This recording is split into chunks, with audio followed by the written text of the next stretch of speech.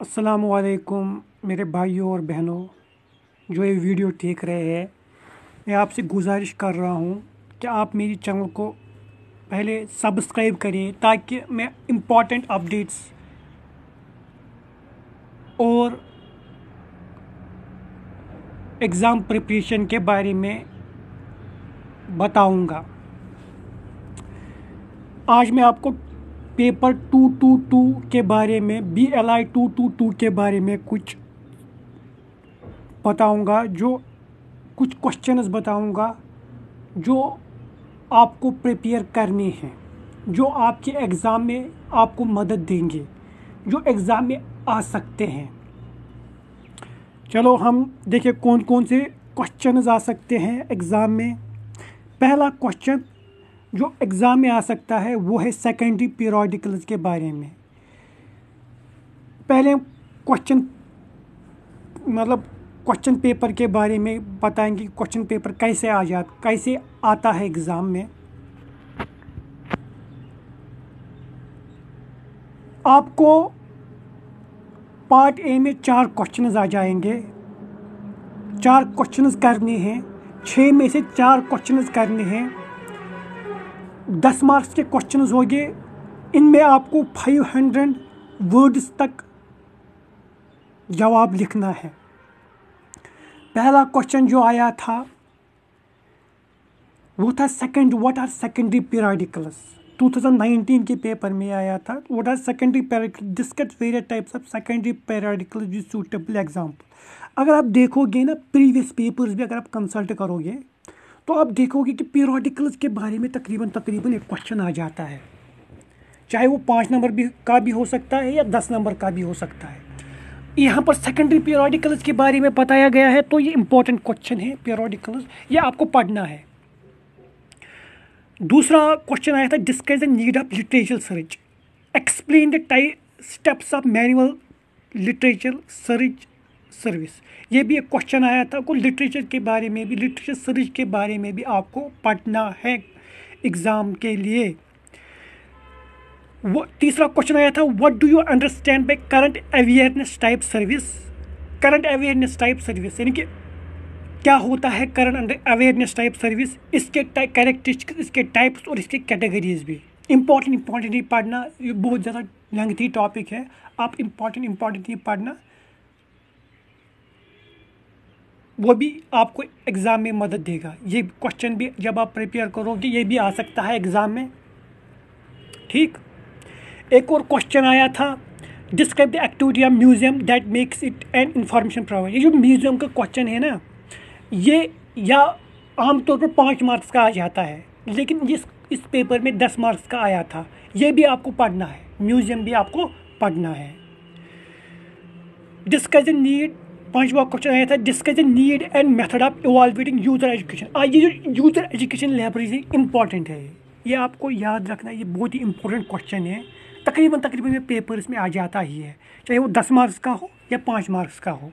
एक और क्वेश्चन आया था explain the need for marketing. ये जो मार्केटिंग है ना, इस पेपर में जब मैं नीचे आपको पेपर बताऊंगा ना, यहाँ पर right a brief note on market segmentation. इस मार्केटिंग जो लाइब्रेरीज में होती है ना, ये इम्पॉर्टेंट है। यानी कि 15 मार्क्स इसमें इस पेपर में आए थे। 10 मार्क्स मार्केटिंग इन लाइब्रेरीज में आया था और मार्केटिंग सेगमेंटेशन 5 मार्क्स का आया था। तो कितना इम्पोर्टेंट टॉपिक है ये आ जाता ही है। Explain why monographs. और अब दूसरा पार्ट जो आया था जिसके 5 मार्क्स हैं क्वेश्चन के, वो क्या आया था explain why monographs are placed under primary as well as secondary sources. दबन इसमें बताया गया है कि मोनोग्राफ्स को कैसे प्लेस किया गया है primary as well as secondary source. इसको एक्सप्लेन करना है वाई मोनोग्राफ्स आर प्लेस्ड, यानी मोनोग्राफ्स के बारे में आपको पढ़ना है। ये 10 मार्क्स का भी आ सकता है और 5 मार्क्स का भी आ सकता है। How would you evaluate an encyclo. ये जो एनसाइक्लोपीडिया है ना, आमतौर पर ये 5 मार्क्स का ही आ जाता है। अगर आप शॉर्ट नोट भी इसके लिए प्रिपेयर करोगे ना, प्रिपेयर करके रखोगे, तो ये 5 मार्क्स का ही आमतौर पर आ जाता है।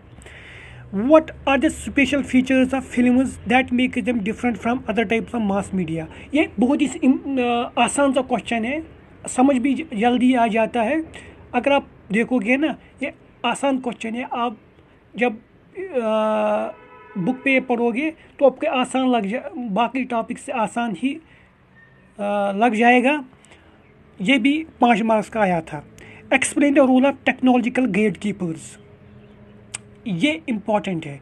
ये आपको इसके टेक्नोलॉजिकल जो गेट कीपर्स है ना, इसके बारे में आपको नोट ज़रूरी बनाना है, शॉर्ट नोट बनाना है, बना के रखना है, क्योंकि ये जब आ जाता है तकरीबन 5 मार्क्स का ही आ जाता है।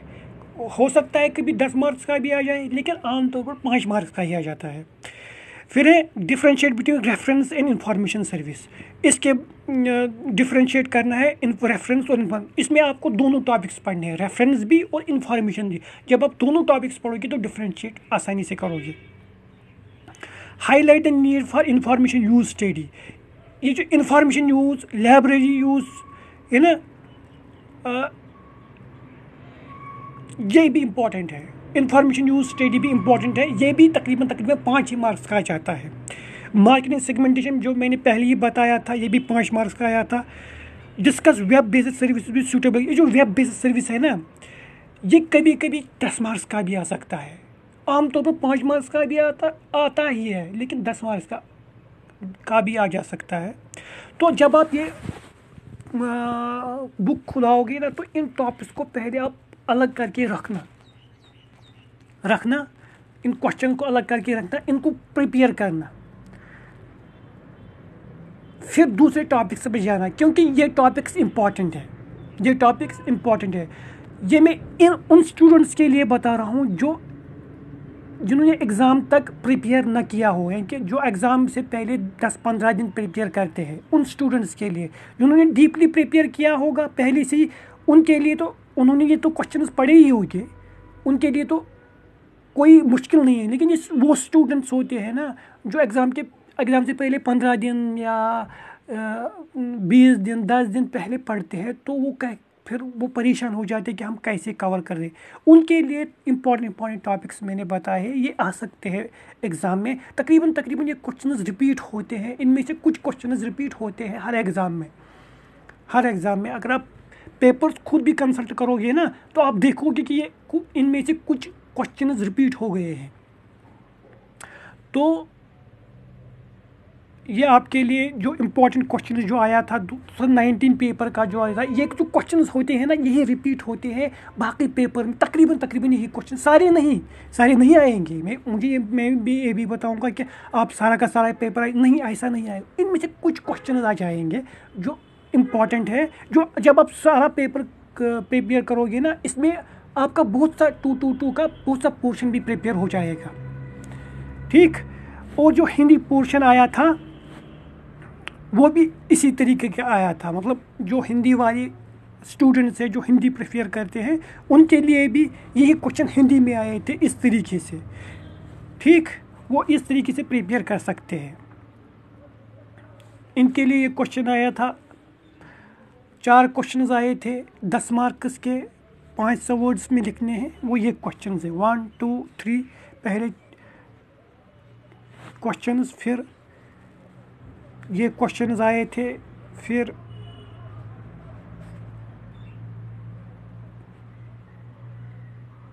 यही क्वेश्चंस आए थे, यानी कि यहाँ तक ये 2 क्वेश्चंस और ये सब कुछ।